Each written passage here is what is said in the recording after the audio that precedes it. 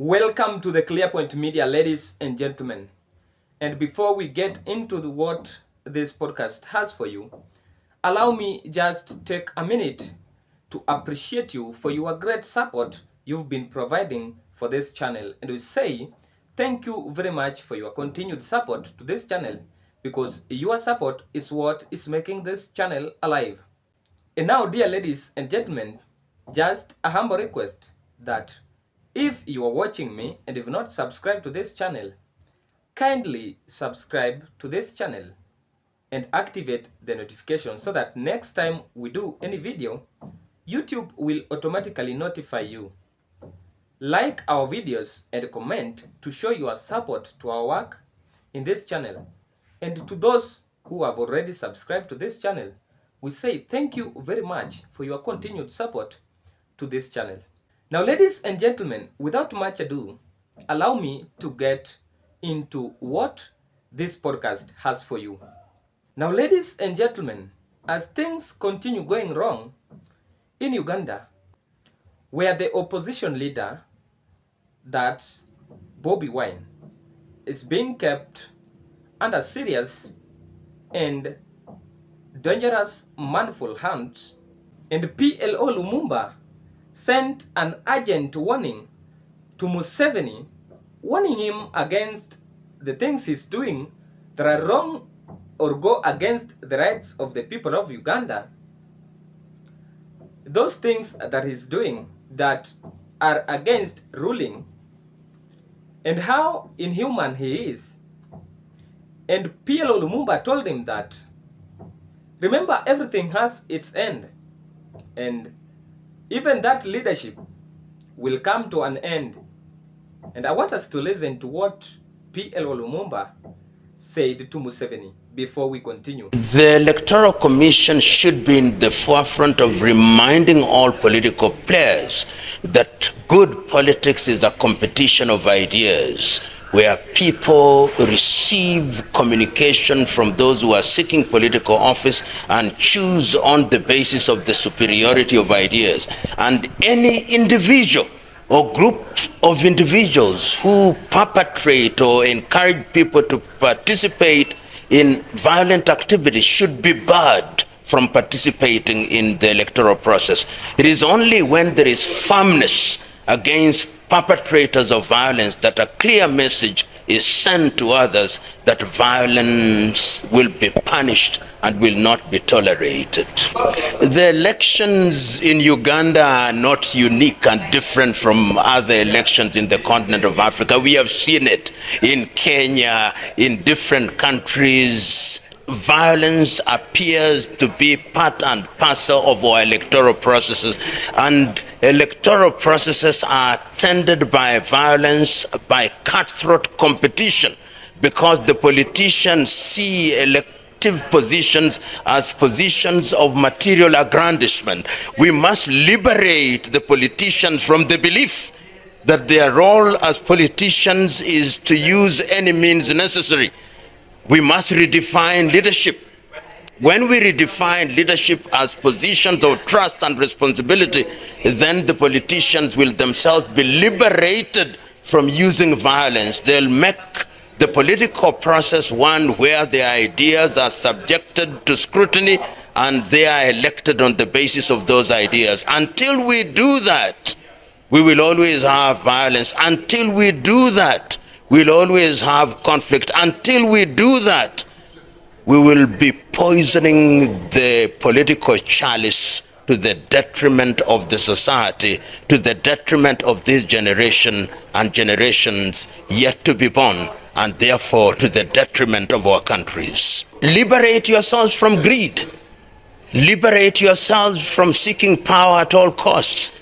Liberate yourselves from the spirit of seeking things that will not help the country.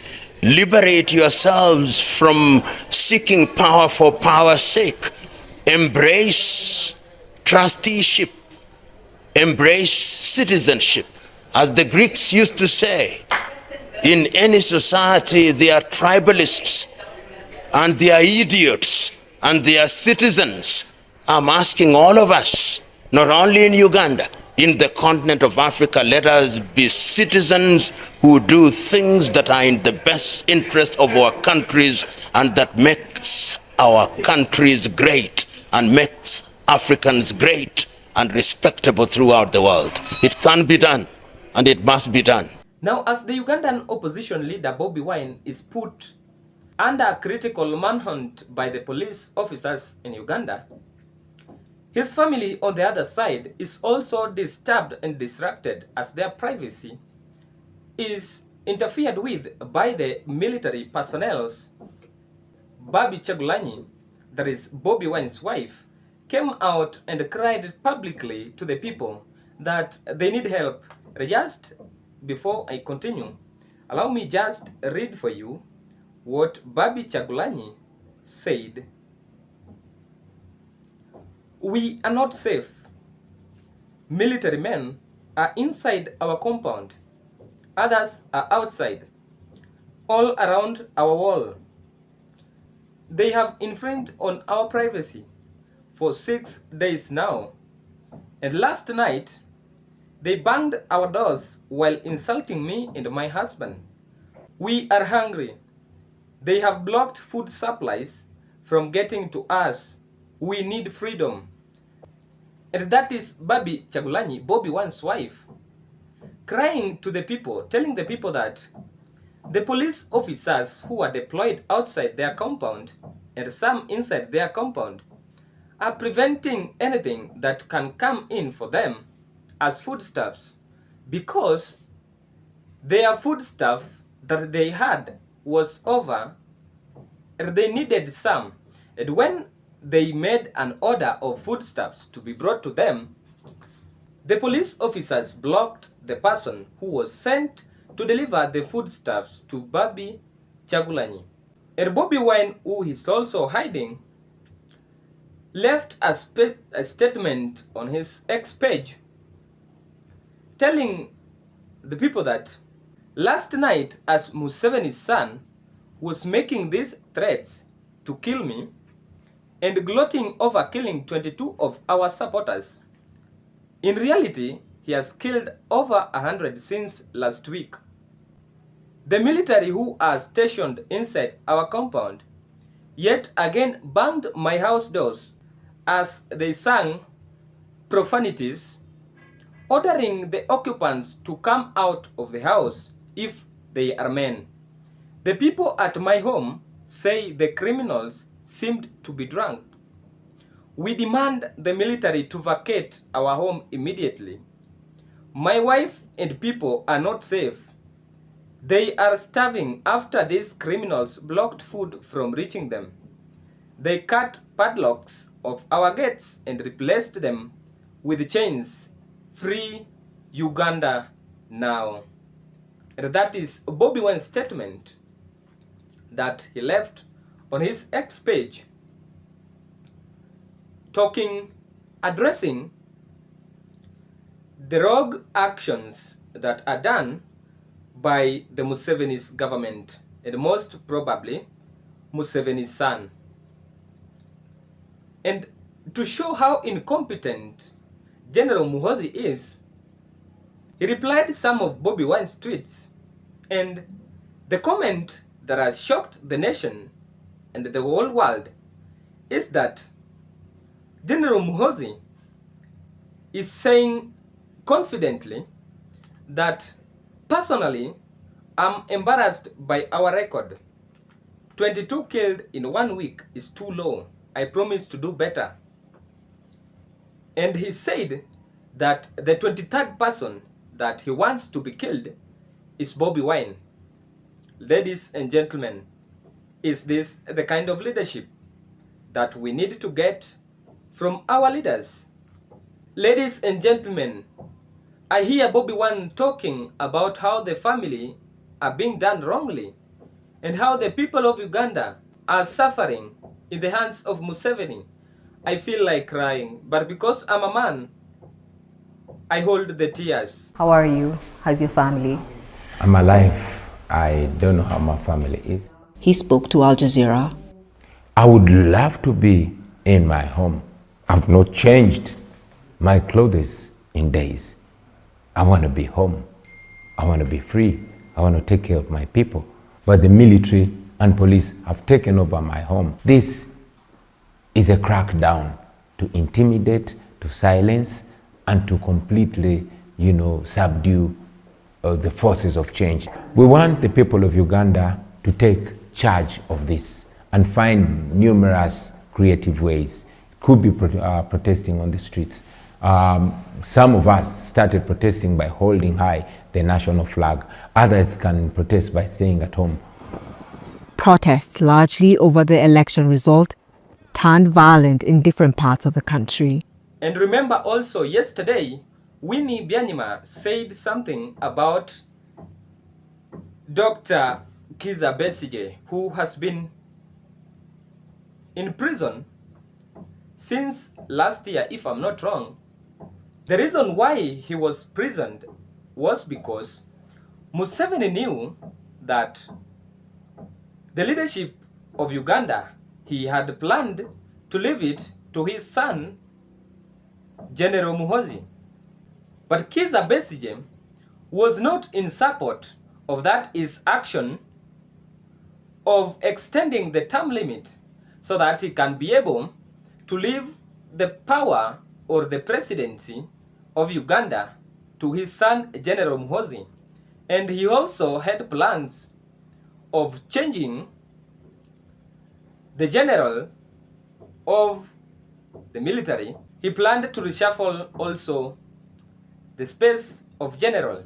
And now because Dr. Kizza Besigye stood against him, he decided to punish him with a death sentence in prison.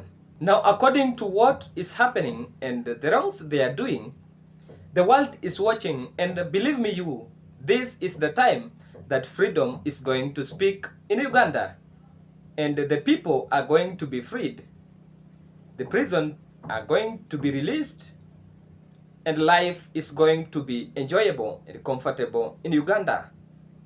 Ladies and gentlemen, as this continues, I'm getting some cries of some supporters of this channel that even their children, they need their children to go back to school because these actions of Museveni and his son are not letting the country at peace, and the children are also not capable to get back to schools to continue with their learning process. Ladies and gentlemen, thank you for watching this podcast. Let us meet in the next. The prison is over congested. It has like 4 or 5 times more prisoners than it should have. They are not able to look after them. So most prisoners, their families bring them food and they cook for themselves. They don't allow in any way of, there's no refrigerator, nothing. Only raw food is brought. So you keep bringing. You bring one matoke, you come back after 2 days, you bring another, you bring beans, there's no facilities for storing for a couple of days. Those are the conditions. So on Tuesday, I was allowed to send their food, but not to see him. So his sister Margaret delivered food on Tuesday. And we didn't see him until this Monday, yesterday. I went to see him and found him very ill. And he told me that he had been ill since Saturday. He had acute stomach pain and his temperature was high. And he was severely dehydrated. He had refused to be treated by the prison authorities, his captors, and was insisting on being seen by his own doctor. It wasn't until his personal doctor, Dr. Nandi Kanyerezi, God bless her, went there, pleaded with the prison authorities to allow her to have him at her clinic to be examined, because she said there was nothing there at the prison not enough that he could use to examine him. They did not allow this until quite late in the evening. They waited for darkness and they brought him to Dr. Nandi's clinic in Bugolobi.